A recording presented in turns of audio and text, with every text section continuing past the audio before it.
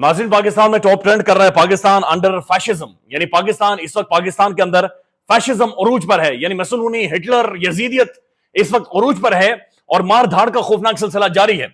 नवाज शरीफ साहब को मशवरा दिया गया है कि मियां साहब आप खुदकुशी कर लें, और ये बड़े प्रोमिनेंट साफी ने मशवरा दिया है, वो आपको बताते हैं।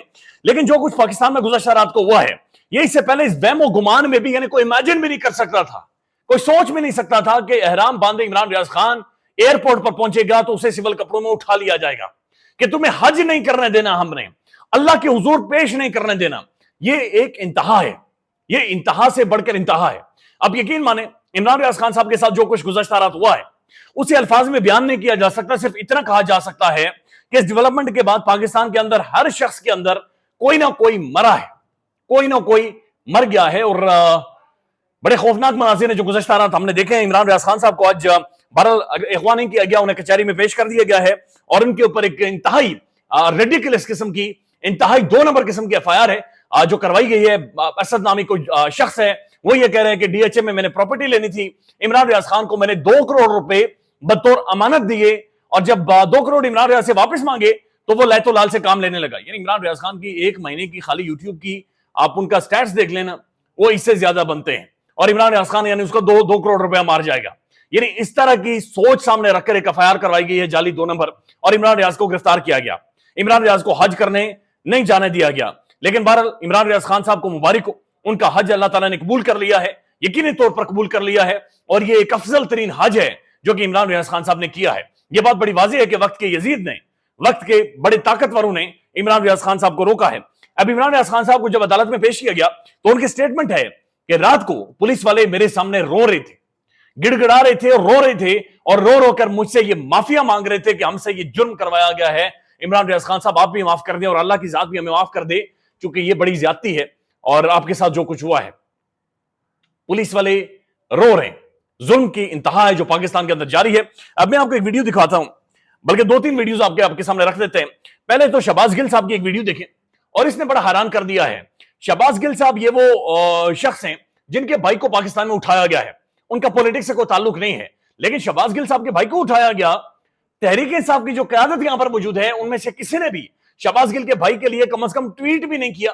गिल साहब को सुन लें। अब जब से मेरा भाई अगवा हुआ है, पार्टी के जो बड़े बड़े पैंच है खामोश है, ज्यादातर ने ट्वीट करने की भी जसारत नहीं की कि कहीं साहब बहादुर नाराज ना हो जाएं कि हमने गिल के भाई को उठा लिया है तो हम ट्वीट ही कर दें। तो जनाब हम बिल्कुल तैयार हैं, हमें पता है कि हमारी पार्टी में बहुत सारे लोग जो हैं उनको आप ऑन बोर्ड कर चुके हैं। शहबाज गिल के ऊपर किसी ने आवाज नहीं उठाई और मैं देख रहा था कि पाकिस्तान में बहुत सारे लोग हैं जो कि इमरान रियाज खान साहब का भी मजाक उड़ा रहे हैं। इमरान रियाज खान साहब के साथ जो जुल्म किया गया उसके ऊपर बातचीत करें, लेकिन इसके ऊपर सिद्दीक जान साहब ने रद्दमल दिया है। सिद्दीक जान साहब लिखते हैं, मरीम नवाज और इसके बाप के लिए डूब मरने का मुकाम है। यह है वो झूठी एफआईआर जिस पर इमरान रियाज खान को एहराम की हालत में गिरफ्तार किया गया था और हज से रोका गया है। नवाज शरीफ अकेले बैठकर सोचो कि तुम कितने गिर चुके हो, तुम्हारी अंदर थोड़ी सी भी इंसानियत हो तो तुम फौरन खुदकुशी कर लो। यह सवाल बहरहाल अपनी जगह पर मौजूद है कि क्या वाकईतन ये मियां नवाज शरीफ साहब या फिर उनकी हुकूमत करवा सकती है, या ये उनकी हुकूमत ने करवाया है? क्या मरियम नवाज या मियां नवाज शरीफ साहब की हुकूमत के अंदर इतना दमखम या लेजिटिमेसी है कि वो इमरान रियाज खान साहब को अदालती अहकामात के बाद भी रोक सके? ये वो सवालात हैं जो अपनी जगह पर मौजूद हैं और ये वो दर्द है जो कि अपनी जगह पर मौजूद है। शाकिर महमूद अमान साहब भी इस हवाले से लिखते हैं और उन्होंने भी एफआईआर शेयर की है और हर तरफ ये ज़ाहिर दुख बांटा जा रहा है कि जिस तरीके से इमरान रियाज खान साहब के ऊपर जुल्म किया गया है और ये जुल्म की दास्तान है जो कि जारी है। आईजी पंजाब, अभी आईजी पंजाब साहब जिन्हें तमगे दिए गए, जिन्हें अवार्ड दिए गए, जिन्हें मेडल दिए जाते हैं, उनसे जब इमरान रियाज खान साहब के हवाले से सवाल होता है तो वो क्या जवाब देते हैं, वो भी सुन रहे हैं। सर इमरान रियाज को जो गिरफ्तार किया गया इस हवाले से बता दें, बगैर एफआईआर के किसी को गिरफ्तार नहीं किया जा सकता। एफआईए में कोई इंक्वायरी हो, एफआईए में कोई केस हो, पुलिस में कोई केस हो, जब वो केस एस्टैब्लिश होता है तो गिरफ्तार होता है, ऑब्वियसली गिरफ्तारी उसके बाद। अब आईजी पंजाब साहब से सनम जावेद साहबा के हवाले से सवाल पूछा गया।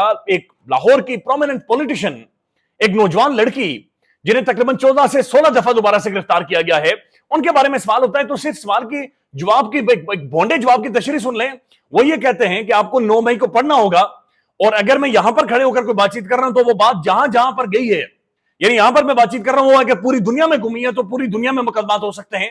ये वो हालात हैं जो हुए हैं और ये इस गवर्नमेंट के अंदर क्या इतनी लेजिटिमेसी, इतना तपड़ था कि ये सारे मामलात कर सके। अब सिर्फ पाकिस्तान के एक प्रोमिनेंट शख्सियत है اور یہ تاجر ہیں, ان کے صرف حامد میری صاحب کے پروگرام میں ایک سٹیٹمنٹ سن لیں.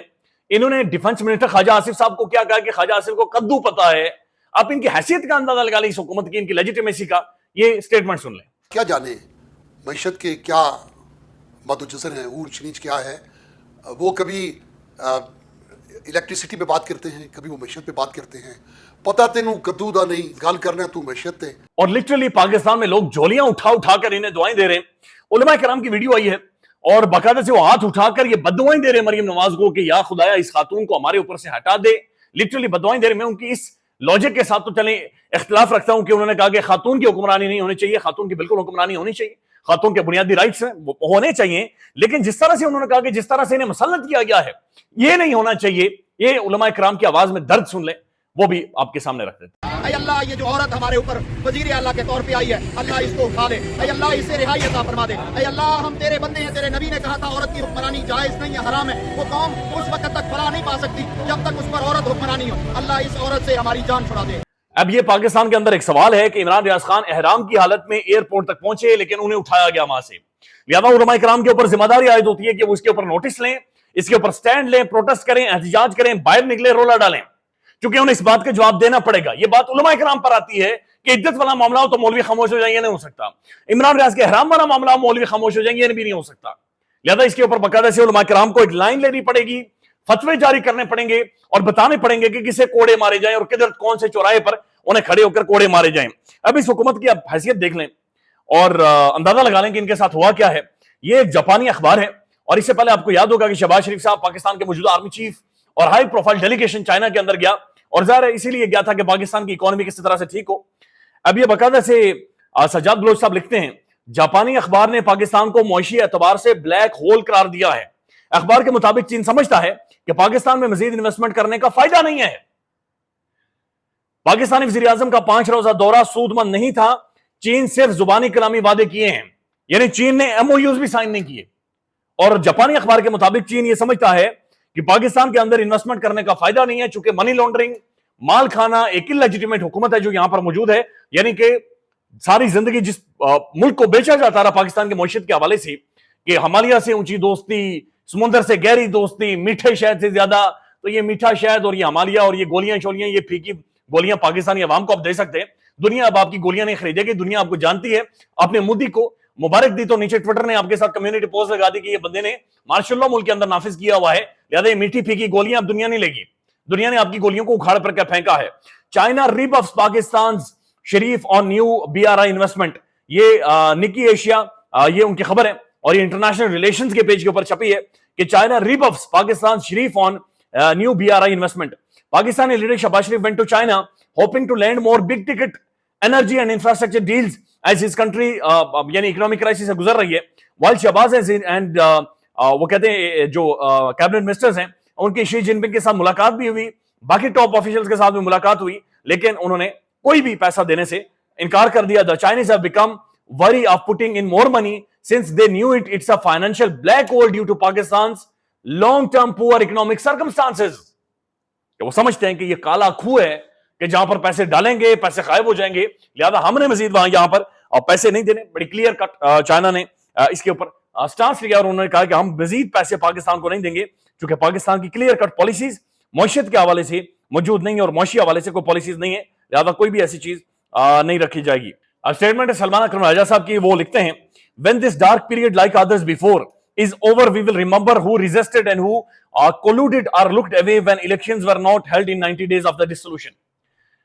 اب یہ سلمان اکرم راجہ صاحب کہتے ہیں کہ جب یہ سب چیزیں ختم ہو جائیں گی پاکستان میں, حالات ٹھیک ہوں گے, تو اس وقت پھر پیچھے مڑ کر ہم دیکھیں گے کس نے ریزسٹ کیا تھا, کون کھڑا ہوا تھا اور کس نے اپنا سر جھکایا تھا جب پاکستان میں انتخابات 90 دنوں کے اندر نہیں ہوئے تھے. سیولینز کورٹ مارشلڈ, یعنی ملٹری ٹرائل ہوا تھا سیولینز کا. Homes raided, peoples thrashed, abducted, general election stolen, media stuffed اور میڈیا اسٹفلڈ. تو بڑی اچھے سے ایکسپلین کیا سلمان اکرم راجہ صاحب نے کہ جب یہ گرد چھٹے گی پھر پیچھے مڑ کر دیکھیں گے کون کھڑا تھا, کس نے اپنا سر بلند رکھا تھا, کون بولتا رہا تھا, کون بات چیت کر رہا تھا. بات ٹھیک ہے کہ تاریخ اس کے بارے میں لکھے گی, مورخ اس کے بارے میں لکھے گا اور مورخ اس کے بارے میں وضاحت بھی کرے گا. خیال رکھیے گا. اللہ حافظ. पाकिस्तान में इस वक्त सबसे बड़ा मसला बोलने का है। पाकिस्तान में बोलने नहीं दिया जाता, जुबानें खींच ली जाती हैं, डर है, खौफ है, टेरर है। पाकिस्तान का मीडिया मुकम्मल तौर पर कंट्रोल्ड है, वेल मैनेज्ड है, एक मैसिव सेंसरशिप है। इसी तरह का दबाव पाकिस्तान में सियासत.pk भी फेस कर रहा है, जिसे पाकिस्तान भर में गुज़श्ता कई महीनों से मावरा आइन, मावरा कवानीन मुकम्मल तौर पर बंद कर दिया गया है, मुकम्मल तौर पर बैन कर दिया गया है। सियासत.pk की नशरियात को लिमिटेड करके पाकिस्तान में छोड़ दिया गया है। तमाम तर कानूनी मुआवजे के ऊपर आवाज उठाई गई, दस्तक दी गई, लेकिन हर तरफ से खामोशी है, सन्नाटा है, कहीं पर कोई सुनवाई नहीं है, कोई सुनने को तैयार नहीं है। लेकिन इसका हल क्या है? क्या खामोश हो जाएं? क्या सवाल ना करें? क्या मालूमात आप तक ना पहुंचाएं? क्या इंफॉर्मेशन आप तक ना पहुंचाएं? मालूमात भी पहुंचेगी, इंफॉर्मेशन भी पहुंचेगी, सवालात भी उठेंगे, लेकिन अब आपने रोल प्ले करना है, आपने अपना किरदार अदा करना है। और छोटा सा एक प्रोसीजर है, प्रोसेस है, उसके बाद आप अपना किरदार अदा करें और हमारी मदद करें। पहले आपने यह करना है कि हमारे YouTube चैनल को सब्सक्राइब करना है, उसके बाद ज्वाइन के बटन के ऊपर जाना है, क्लिक करके हमारा मेंबर बनना है। या फिर दूसरा ऑप्शन यह है कि आपने वीडियो की डिस्क्रिप्शन में जाना है, वहां पर पैट्रियन का लिंक मौजूद होगा, उस लिंक के ऊपर क्लिक करें और हमें सपोर्ट करें, हमारा हिस्सा बने, हमारी ताकत बने। ख्याल रखिएगा। अल्लाह हाफिज।